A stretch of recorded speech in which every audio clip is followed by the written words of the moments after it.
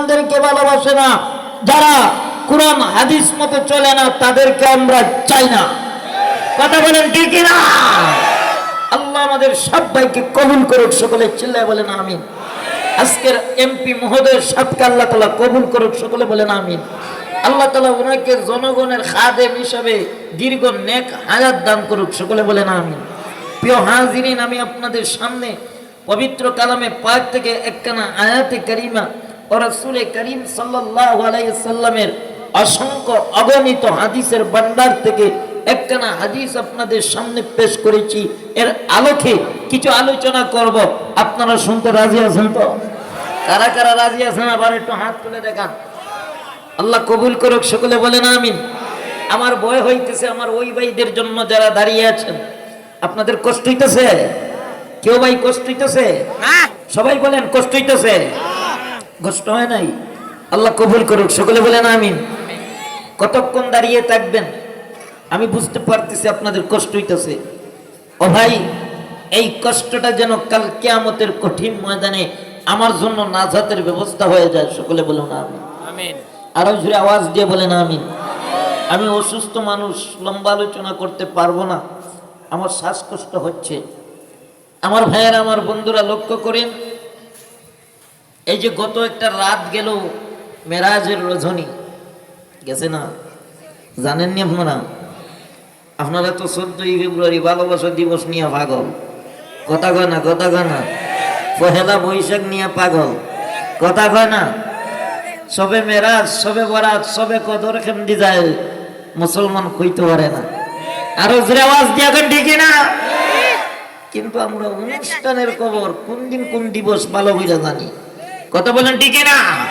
ও মুসলমান, এই মেরাজের রজনীর কথা এমপি মহোদয় সাহেব সংক্ষিপ্ত সময়ে একটা কথা বলেছেন যে এই মেরাজের রজনীতে আমার নবী করিম সাল্লাল্লাহু আলাইহি ওয়াসাল্লাম আল্লাহ তাআলার সাথে সাক্ষাৎ করে 5 ওয়াক্ত নামাজ নিয়ে এসেছেন, কথা বলেন ঠিক কি না? আরো জোরে বলেন। 5 ওয়াক্ত নামাজ নিয়ে আসেন। আসলে প্রথমত 5 ওয়াক্ত আনেন নাই। আল্লাহর হাবিব যখন মেরাজে গিয়েছিলেন, আল্লাহ তাআলা যখন বললেন নবী গো, আল্লাহ তাআলার কাছে নবীজি বলতেছেন, ও নবী, আমি আপনার কাছে আসছি, বন্ধুকে দাওয়াত দিয়ে নিয়ে আসছেন। নবী গো, আপনি যতই আমাকে আপ্যায়ন করাইছেন, কিন্তু আমার গুনাহগার উম্মতের জন্য আমি কি নিয়ে যাব? বলেন না সুবহানাল্লাহ। আর জোরে আওয়াজ দিয়া কোন মুসলমান আল্লাহু আকবার।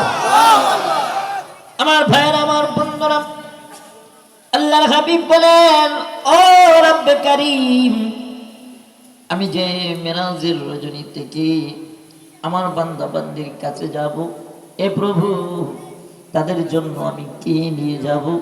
ও প্রভু, তাদের জন্য আমাকে কিছু দাও। আল্লাহ তাআলা বললেন, হাবিব আমার, এই মুহূর্তে তোমার উম্মতের জন্য আমি আল্লাহ পাক 50 ওয়াক্ত নামাজ দিলাম। কয় ওয়াক্ত? আরো জোরে আওয়াজ দিয়ে কোন কয় ওয়াক্ত? ও হাবিব, 50 ওয়াক্ত নামাজ দিলাম।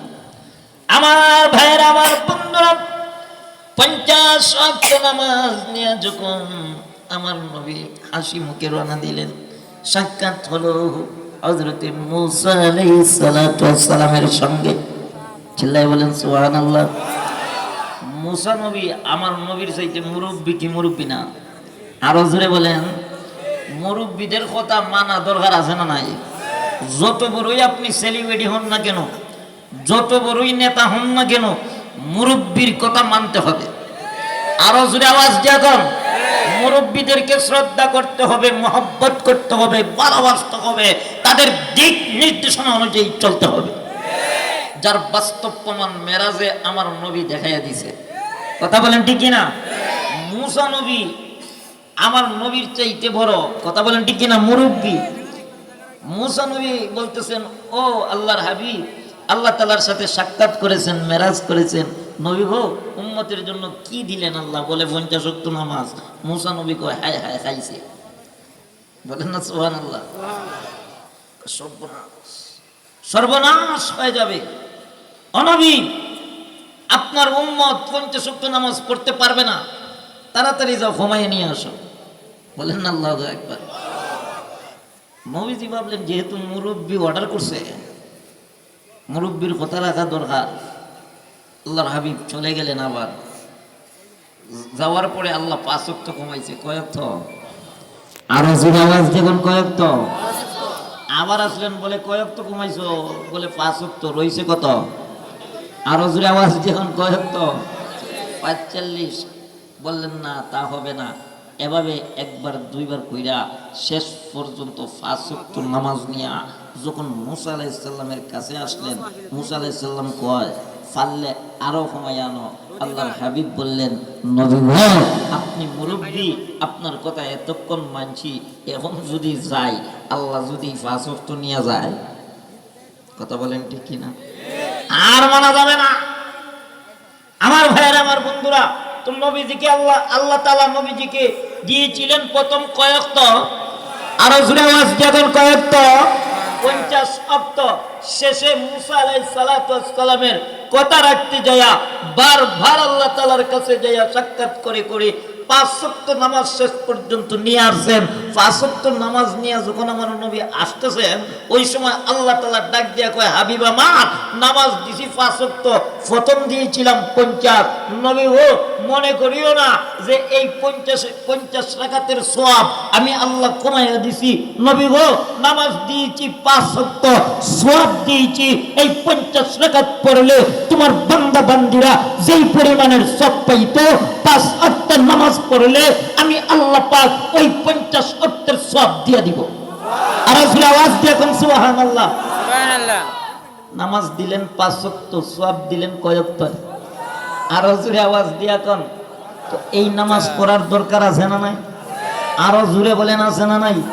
আল্লাহ বলে, আতিউল্লাহ ওয়া আতিউর রাসূল, তোমরা আল্লাহর হুকুম মানো এবং আল্লাহর রাসূলকে অনুসরণ অনুকরণ ইতাআত করে তোমার টোটাল জিন্দেগিটাকে গঠন করো। বলেন না সুবহানাল্লাহ। আমরা হুকুম মানব কার? আরো জোরে বলেন, কার হুকুম চলবে? কার? এই জমিন কার? আপনি আমি কার? আসমান কার? সব কিছুর মালিক কে?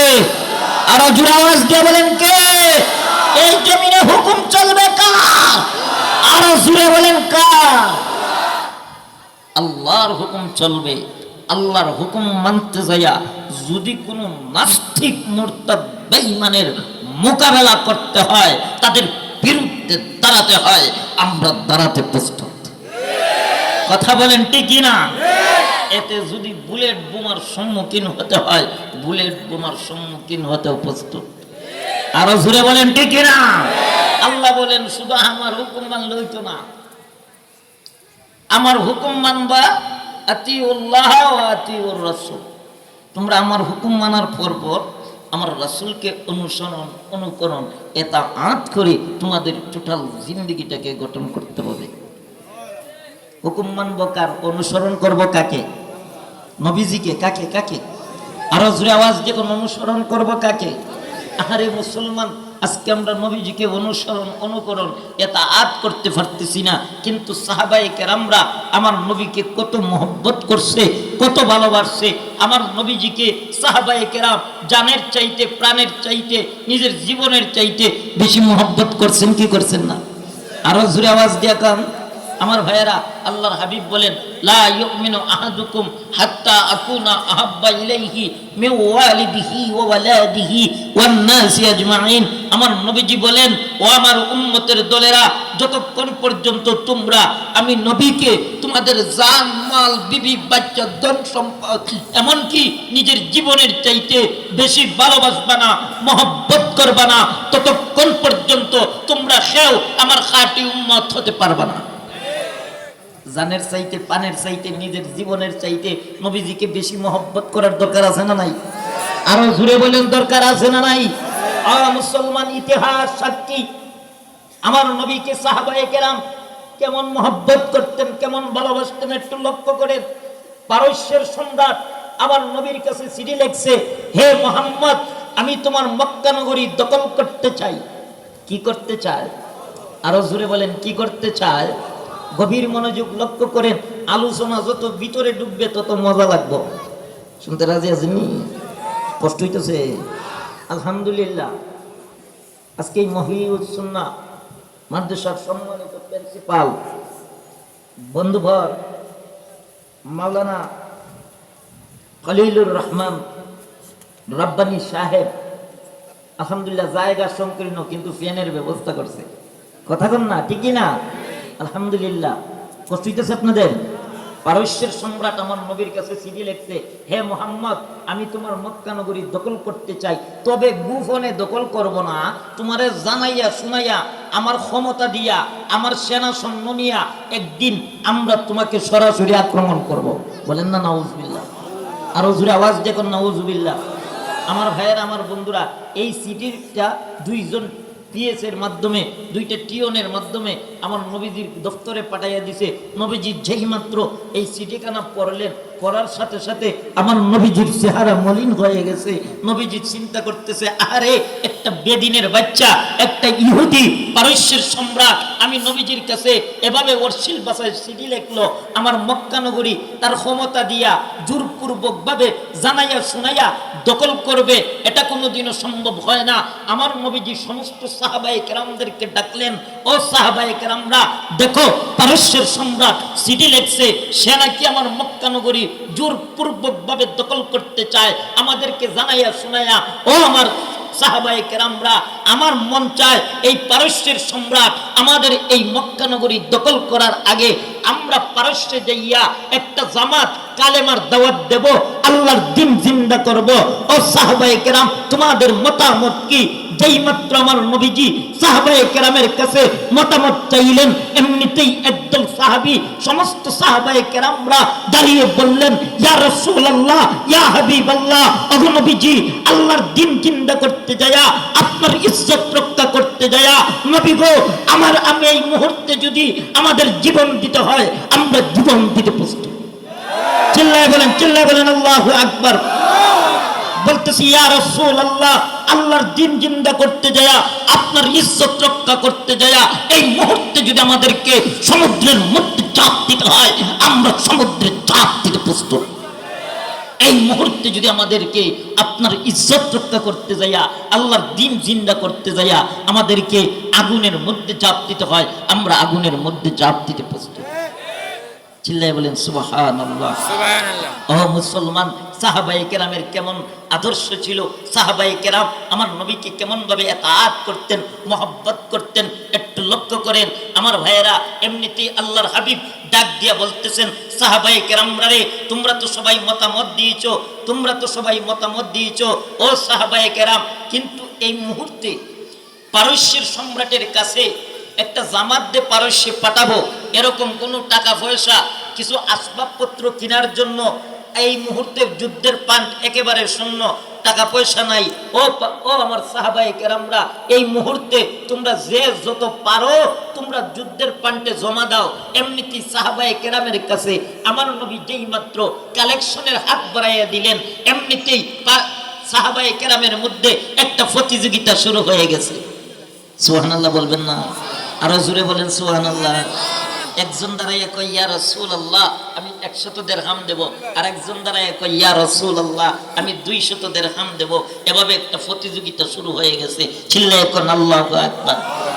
ও নবীজির আশিক রাসূলরা, ও নবীজির উম্মতের দলেরা, আজকে যদি আমাদের কাছে মসজিদের জন্য, মাদ্রাসার জন্য কালেকশন করা হয়, তাহলে দেখা যায় চুপে চুপে উইটে মাহফিল থেকে বাইগা যায়। কথা কয় না, ঠিক না? কিন্তু সাহাবায়ে কেরামরা নবীজিকে কেমন মহব্বত করতেন, কেমন ভালোবাসতেন, লক্ষ্য করো। সাহাবায়ে কেরামের মধ্যে একটা প্রতিযোগিতা শুরু হয়ে গেছে কালেকশনের। এমনিতেই হঠাৎ করে একটা মহিলা ছোট্ট একটা কলিজার টুকরো বাচ্চা নিয়ে সাহাবায়ে কেরামের মজলিসের দিকে আল্লাহর হাবিবের কাছে আসতেছে। বলেন সুবহানাল্লাহ। সাহাবায়ে কেরাম যখন তাকাইয়া দেখছে একটা মহিলা ছোট্ট একটা বাচ্চা নিয়ে নবীজির কাছে আসতেছে, এমনিতেই একজন সাহাবী আর একজন সাহাবীর দিকে তাকায় আর বলতেছে, আরে এই মুহূর্তে আমার মায়ার নবী আমাদের কাছে সাহায্যের হাত বাড়িয়েছে, মনে হয় এই মহিলাটা আমার নবীর কাছে সাহায্যের জন্য আসতেছে। আমার নবীজি ডাক দিয়ে বললেন, ও আমার সাহাবীরা শোনো, এই মহিলাকে আমার কাছে আসতে দাও, কেউ কোনো কিছু বলিও না, ওই মহিলাকে আমার কাছে আসতে দাও। আমার ভাইয়েরা, আমার বন্ধুরা, গভীর মনোযোগ, সংক্ষিপ্ত সময় শেষ করব। মহিলা আস্তে আস্তে করে আল্লাহর হাবিবের কাছে চলে আসলো, ডাইরেক্ট দিয়ে বলতেছে, আসসালাতু আসসালামু আলাইকা ইয়া রাসূলুল্লাহ। ওগো নবীজি, আমি শুনেছি এই মুহূর্তে নাকি গো আপনি সাহাবায়ে কেরামের কাছে সাহায্যের হাত বাড়িয়েছেন, কালেকশনের হাত বাড়িয়েছেন। নবী গো, আমার খানের মধ্যে যাইয়া যখন এই খবরটা পড়ছিল, নবীজি আমি আমার সমস্ত গৌরব খোঁজাখুঁজি করেছি, এই মুহূর্তে যে কিছু দিয়ে আপনার কাছে সাহায্য করব এরকম কোনো কিছু পাই নাই। নবী গো, আপনি তো জানেন আমি একজন অসহায় মহিলা। ওগো নবীজি, আপনি তো জানেন আমার স্বামী নাই, আমাকে দেখাশোনা করার মতো, আমাকে বরণ পোষণ করার মতন কেউ নাই। নবী গো, আমার স্বামী জিহাদের ময়দানে যে শহীদ হয়েছে। ইয়া রাসূলুল্লাহ, ইয়া হাবিবাল্লাহ, আমার স্বামী যখন জিহাদের ময়দানে যায় শহীদ হয়েছে, ওই সময় আমার স্বামী জিহাদের ময়দানে যাওয়ার আগে আমি গর্ভবতী ছিলাম। নবী গো, আমার গর্ভে একটা সন্তান ছিল, ওই সন্তানটি ছেলে হবে না মেয়ে হবে আমার স্বামী জানে না, জানতো না, কিন্তু আমাকে ওসিয়ত করে গেছে, এ আমার পানের স্ত্রী, তোমার গর্ভের মধ্যে যেই সন্তানটি রেখে গেলাম, ওই সন্তানটি যদি ছেলে সন্তান হয় তাহলে ওই সন্তানকে আল্লাহর রাস্তায় জিহাদের জন্য দিয়ে দিও। আরো জোরে আওয়াজ দিয়ে কোন সুবহানাল্লাহ। মহিলা বলতেছে, ইয়া রাসূলুল্লাহ, ইয়া হাবিবাল্লাহ, নবীজি আমি শহীদের স্ত্রী হয়েছি, আমি শহীদের মাও হতে চাই। চিল্লায় বলেন না মুসলমান, আল্লাহু আকবার। কেমন আশিক রাসূল, কেমন আশিক রাসূল। আমার নবী চোখের পানি ছেড়ে দিয়ে কান্দে আর বলে, মা গো, ও মা, তোমার যেই সন্তানটিকে নিয়ে এসেছো ওই সন্তান তো মাসুম বাচ্চা, ছোট্ট বাচ্চা, ওই বাচ্চা তো জিহাদের ময়দানে যায় কাফের বেঈমানের মোকাবেলা করতে পারবে না, তীর চালাতে পারবে না, গোলা বারুদ চালাতে পারবে না। মা গো, সন্তানটিকে নিয়ে যাও, সন্তান যখন জিহাদের উপযুক্ত হবে ওই সময় সন্তানটিকে জিহাদের জন্য দিয়ে দিও। ওই সময় মহিলা কান্দে আর বলে, ইয়া রাসূলুল্লাহ, ইয়া হাবিবাল্লাহ, ওগো নবীজি আমি জানি গো আমার সন্তান জিহাদের ময়দানে যায়া তীর চালাতে পারবে না, গোলা বারুদ চালাতে পারবে না, কাফের বেঈমানের মোকাবেলা লড়াই করতে পারবে না, কিন্তু গো নবীজি আমার বিশ্বাস যখন সাহাবায়ে কেরামরা পারস্যের ময়দানে যাবে, যদি তাদের সাথে সংগঠিত যুদ্ধ সংগঠিত হয়ে যায়, আপনার কাছে যখন খবরটা এসে পৌঁছবে, নবী গো আপনি তো তখন ঘরে বসে থাকবেন না, আপনিও সাহাবায়ে কেরামের মহব্বতে জিহাদের ময়দানে চলে যাবেন। ইয়া রাসূলুল্লাহ, আপনি যখন জিহাদের ময়দানে চলে যাবেন তখন কাফের বেঈমানরা আপনাকে দেখে দেখে তীর নিক্ষেপ করতে থাকবে। ইয়া রাসূলুল্লাহ, আপনি কি জানেন ওই সময় আমার কলিজার টুকরো সন্তানটি কাজে আসবে? কেমন কাজে আসবে, কেমন কাজে আসবে? মহিলা ডাকতে বলে, ইয়া রাসূলুল্লাহ, ইয়া হাবিবাল্লাহ, ও নবীজি যখন কাফের বেঈমানরা আপনাকে তীর মারবে ওই সময় আমার ওই কলিজার টুকরো সন্তানটিকে তীরের মোকাবেলা আপনি ঝান্ডা স্বরূপ ধরে রাখবেন। প্রত্যেকটা তীর এসে এসে আমার সন্তানের উপরে পড়বে, আমার সন্তান রক্তাক্ত হয়ে যাবে, আমার সন্তান জিহাদের ময়দানে শহীদ হয়ে যাবে, আপনি রাহমাতাল লিল আলামিন জিহাদের ময়দানে হেফাজতে থাকবে।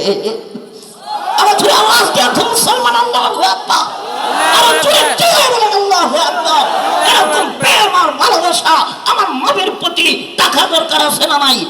আরে জোরে আওয়াজ দিয়ে এখন আছে না নাই? মুসলমানেরা, আজকে নবীজির আশিক রাসূল দাবি করো, অথচ এই বাংলার জমিনে আমার নবীকে নিয়ে কটাক্ষ করা হয়। আজকে নবীর আশিক রাসূল দাবি করো, আমার নবীজি বলেছে আল উলামাউ ওয়ারাসাতুল আম্বিয়া, উলামায়ে কেরামরা হলো নবীর ওয়ারিস। কথা বলেন ঠিক কিনা? আজকে ওই বাংলার জমিনে উলামায়ে কেরামদেরকে নিয়ে কটাক্ষ করা হয়, অথচ তুমি আশিক রাসূলের খবর নাই। কথা বলেন ঠিক কিনা? সুতরাং পরিষ্কার ভাষায় আজকের মাহফিল থেকে জানিয়ে দিতে চাই আপনাদেরকে, এই দেশ মুসলমানের দেশ, এই দেশ মসজিদ মাদ্রাসার দেশ, এই দেশ আল্লাহর ওলিদের দেশ, এই দেশ উলামায়ে কেরামদের দেশ। এই দেশের ভিতরে যদি কোন রাম বাম নাস্তিক মুরতাদের বাচ্চা উলামায়ে কেরামদেরকে নিয়ে কটাক্ষ করে কথা বলে, তাদেরকে দাঁত ভাঙা জবাব দিতে হবে। যদি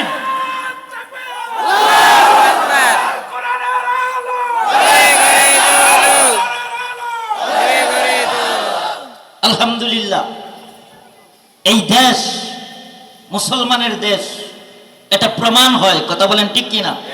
আজকে আমাদের এমপি মহোদয় সাহেব যেভাবে কোরআন ভিত্তিক যেই কথাবার্তা আপনাদের সামনে বলেছেন, এরকম হাজার হাজার এমপি মহোদয়, হাজার হাজার নেতারা আজকে কোরআনের পক্ষে কথা বলতেছে। কথা কয় না? কথা কয় না? আপনারা জানেন আমরা ভাস্কর্য নিয়ে মাঠে ময়দানে বিভিন্ন কথা বলেছিলাম। কথা বলেন ঠিক কিনা? কিন্তু আমাদের এমপি মহোদয় বলেছেন, আমাদের মাননীয় প্রধানমন্ত্রী শেখ হাসিনা, উনি একজন ইসলাম প্রেমিক মানুষ। ওনার আব্বার ইতিহাস যখন আমরা পড়ি তখন দেখা যায় ওনার আব্বা শামসুদ্দিন ফরিদপুরি রহমতুল্লাহ আলাইহির সহবতে গেছেন। কথা কয় না? কথা কয় না? আমার ভাইয়েরা, আমার বন্ধুরা, সেই দৃষ্টিতে আপনারা হয়তো অনেকে জানেন কি জানেন না আমি জানি না, প্রধানমন্ত্রী সিদ্ধান্ত নিয়েছেন ওনার মন্ত্রীদেরকে নিয়ে এই ধুলাই পারে আর ভাস্কর্য হবে না। বলেন না আলহামদুলিল্লাহ? আরো জোরে আওয়াজ দিয়ে কোন আলহামদুলিল্লাহ। এতে বোঝা যায় বাংলাদেশের মাননীয় প্রধানমন্ত্রী ইসলামের পক্ষে, মুসলমানের পক্ষে, উলামায়ে কেরামদের পক্ষে। কথা বলেন ঠিক কিনা? যদি পক্ষে না থাকতেন তাহলে এমপি মহোদয় কয়েকদিনের ভিতরে কত লাখ টাকা বলছেন? 1 কোটি টাকা বন্টন করেছেন মসজিদ মাদ্রাসায়। যদি পক্ষে না হইতো তাহলে কি এত টাকা অনুদান দিতেন? আরো জোরে আওয়াজ দিয়া কান।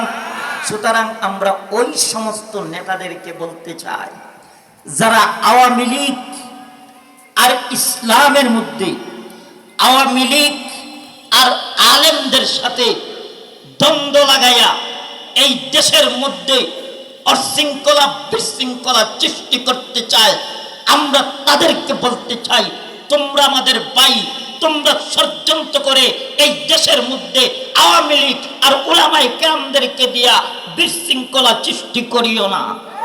কথা বলেন ঠিক কিনা?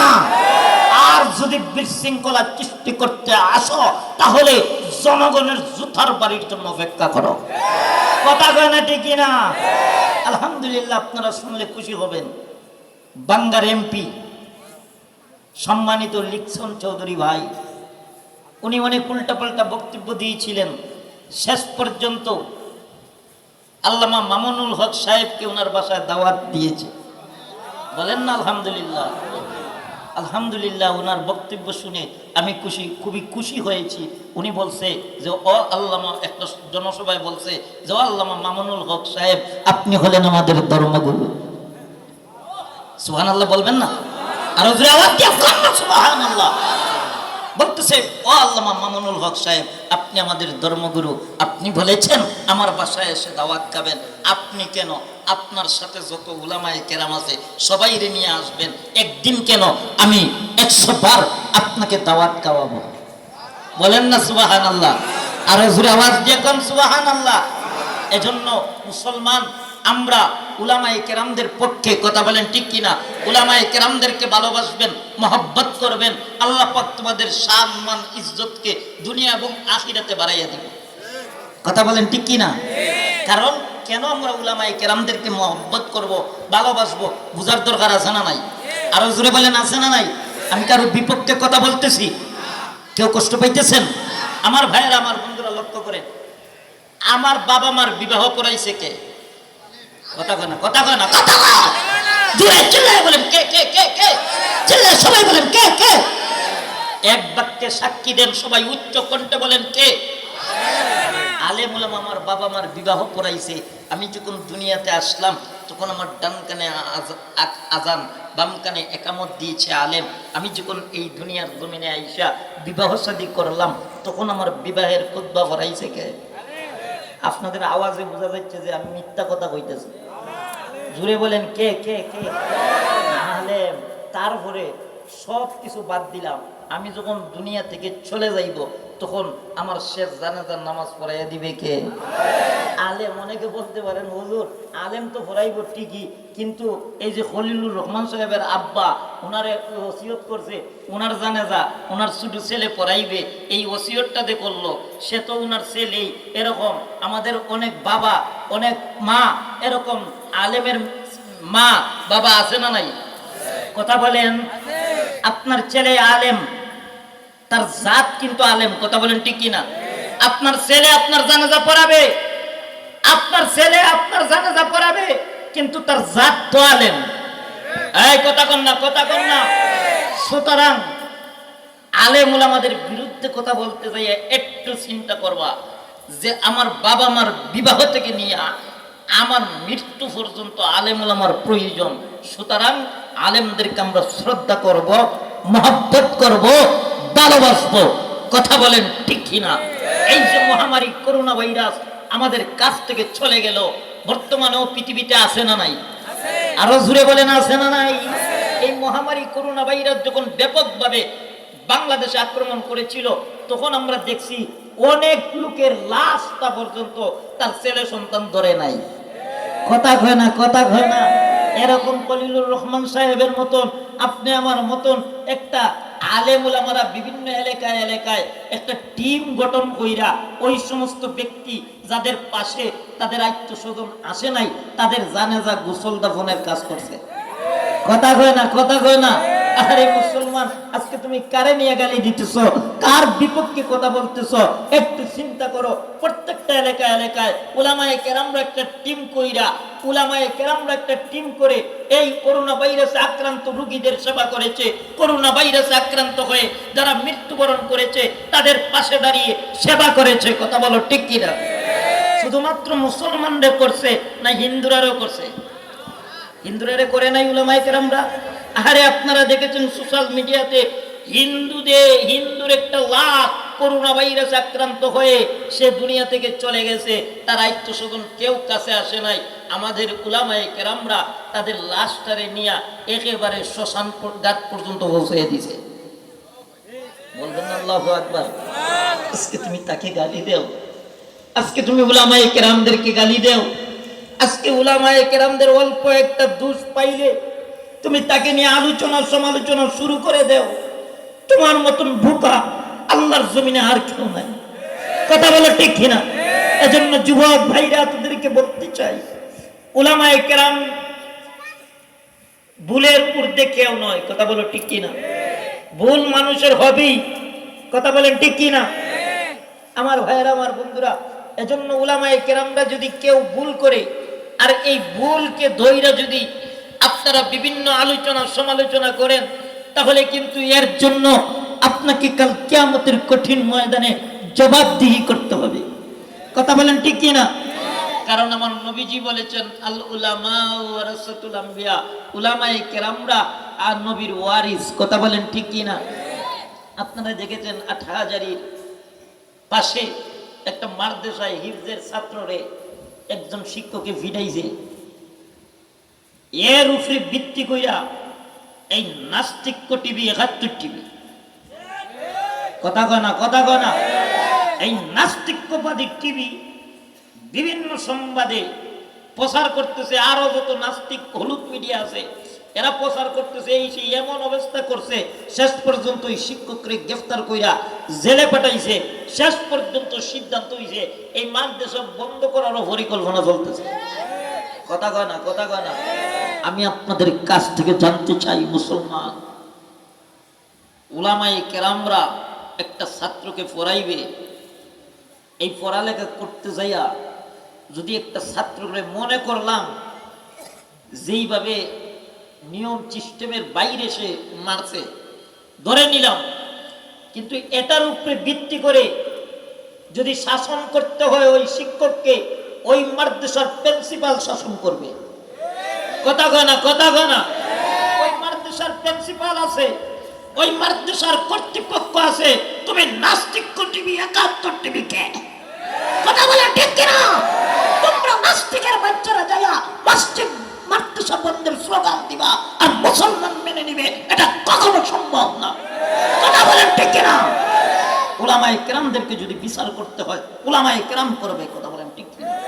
তাদের সিদ্ধান্তই হবে চূড়ান্ত সিদ্ধান্ত। উলামায়ে কেরামরা শুধু আলোচনা করে আর ওয়াজ করে মসজিদ মাদ্রাসায় পড়ায় তা নয়, উলামায়ে কেরামরা বিচারও করতে জানে। কথা বলেন ঠিক কিনা? এজন্য আমি তোমাদের পায়ে ধরে বলবো, এই সমস্ত নিয়ে লেখালেখি, এই যে গজবের ফেসবুক, এই ফেসবুকের মধ্যে আপনারা সোশ্যাল মিডিয়ায় যে মন চায় সেই উলামায়ে কেরামদেরকে গালি দেয়। এজন্য তোমাদের পায়ে ধরে বলবো বাজান, উলামায়ের বিরুদ্ধে কথা বলবা না। যদি বলো তাহলে এই দুনিয়া থেকে লাঞ্ছিত আর বিদ্যুৎ হইয়া মরবা। কথা বলেন ঠিক কিনা? আমরা পায়ের সময় শুনি আল্লাহ বলছে যে হাসরের ময়দানে যে যখন আল্লাহ উলামায়ে কেরামের বিচার করব তখন পর্দা লাগাইয়া করব। কথা কনা, কথা কনা। আল্লাহ যদি গোপনে উলামায়ে কেরামের সম্মান ইজ্জতের স্বার্থে পর্দা লাগাইয়া বিচার করে, তাহলে তুমি আমি উলামায়ে কেরামের বিরুদ্ধে অকাট্য ভাষায় গালিগালাজ করি। হায় রে মুসলমান! এজন্য তোমাদেরকে বলতে চাই পায়ে ধরে বাজান, আমরা উলামায়ে কেরামদের পক্ষে। কথা বলেন ঠিক কিনা? আমরা উলামায়ে কেরামদেরকে নিয়ে কোনোদিন সমালোচনা করব না। কারা কারা রাজি আছো একটু হাত তুলে দেখাও। আল্লাহ সবাইকে কবুল করুক, সকলে বলেন আমিন। আর জোরে আওয়াজ দিয়ে কোন আমিন। জাহিদুল পলাইছে, বলছিলাম আমরা আল্লাহর হুকুম মানতে হবে, আল্লাহর রাসূলকে অনুসরণ অনুকরণ ইতাআত করে আমাদের টোটাল জিন্দেগিটাকে গঠন করতে হবে। আল্লাহ তাআলা আমাদেরকে তৌফিক দান করুক, সকলে বলেন আমিন। আর জোরে আওয়াজ দিয়ে কোন আমিন। আপনারা দাঁড়িয়ে আছেন, আমি জানি আমি অনেকক্ষণ আলোচনা করলে আপনারা এভাবেই বসে থাকবেন। আমি আর লম্বা আলোচনা করছি না, এখানেই শেষ করছি আমার বাজান। তবে দুই চারটি কথা বলে যাচ্ছি। আজকে আমি মুতাসিম বিল্লাহ, আমার দিকে তাকাইয়া দেখেন। আজকে আমাকে দেখার জন্য, আমার কথা শোনার জন্য এই খলিলুর রহমান সাহেব আমাকে দাওয়াত দিয়ে নিয়ে আসছে। শুধু খলিলুর রহমান নয়, বাংলাদেশের উলামায়ে কেরামরা এক জায়গা থেকে আরেক জায়গায়, বাংলাদেশের মুসল্লিয়ানে কেরামরা দেশের বিভিন্ন প্রান্তে, বাংলাদেশের এমন কোনো জেলা নাই যেই জেলাতে যাই আমি বয়ান করি নাই। কথা বলে ঠিক কিনা? ও মুসলমান, তোমাদেরকে এতটুকু বলতে চাই, আমার মতন অনেক মুতাসিম বিল্লাহ রাস্তাঘাটে ভিক্ষা করে। কথা কয় না, কথা কয় না। আমার তো মানুষের কাছ থেকে 2-4টি টাকা ভিক্ষা চেয়ে নেওয়ার কথা ছিল। কথা কয় না। কারণ আমি রিক্সা চালাইতে পারতাম, মাটি কাটতে পারতাম, ভ্যান চালাইতে পারতাম, কোনো ফ্যাক্টরি, মিল ফ্যাক্টরিতে চাকরি করে টাকা ইনকাম করতে পারতাম। ও মুসলমান, আমার মতন একটা অযোগ্যকে আল্লাহ তাআলা এই যোগ্য স্থানে, এই চেয়ারের মধ্যে বসাইছে কেন? এর একটাই কারণ, এই সমস্ত মুফতি জাফরুল্লাহ দামাত বরকাতুহুমের মতন বুজুর্গদের সহবতে থাকার কারণে, এরকম কোরআন হাদিসের সহবতে থাকার কারণে, কওমি মাদ্রাসার সহবতে থাকার কারণে আল্লাহ পাক হয়তো আমাকে এই ইজ্জত সম্মানটুকু আপনাদের কাছে দিয়েছে। কথা কয় না ঠিক কিনা? এজন্য তোমাদেরকে ওসিয়ত করব, তুমি রিক্সা চালাও, তুমি ভ্যান চালাও, তুমি কষ্ট করে পরিশ্রম করে টাকা ইনকাম করো, সমাজে তোমার দাম নাই, সমাজ তোমাকে মূল্যায়ন করে না। একটা ছেলেকে হাফেজে কোরআন বানাও, একটা ছেলেকে আলেম বানাও, আল্লাহ পাক তোমার শান মান ইজ্জত বাড়াইয়া দিব। তার দৃষ্টান্ত প্রমাণ আমি মুতাসিম বিল্লাহ। কথা কয় না? আরেকটা দৃষ্টান্ত প্রমাণ হলো আজকের এই মহিউস সুন্নাহ কওমি মাদ্রাসাতে যেই ছাত্রটা পাগড়ি পেয়েছে, সেও হলো একটা দৃষ্টান্ত। কথা বলে না ঠিক কিনা? আপনারা দেখেছেন আমার বন্ধুভাই মাওলানা খলিলুর রহমান সাহেব বলেছে যে ওনার বাবা একটা চা বিক্রেতা, ঠিক কিনা? কিন্তু আজকে উলামায়ে কেরামদের সামনে এসে, আজকে উলামায়ে কেরামদের সামনে এই স্টেজে এসে ওনার হাফেজে কোরআন কলিজার টুকরা ছাত্রর সাথে সাথে, পাগড়ির সাথে সাথে উনি একটা ফুলের মালা উপহার পেয়েছে। কথা বলো ঠিক কিনা? এই সম্মানটুকু তার ছেলের জন্য হইছে না কোরআনের জন্য? আরো জোরে আওয়াজ দেখুন কার জন্য? এজন্য মুসলমান, এটা তো সাধারণ একটা ফুলের তুরা পাই, ফুলের মালা পাইছে। মুফতি সাহেব হুজুর বলেছেন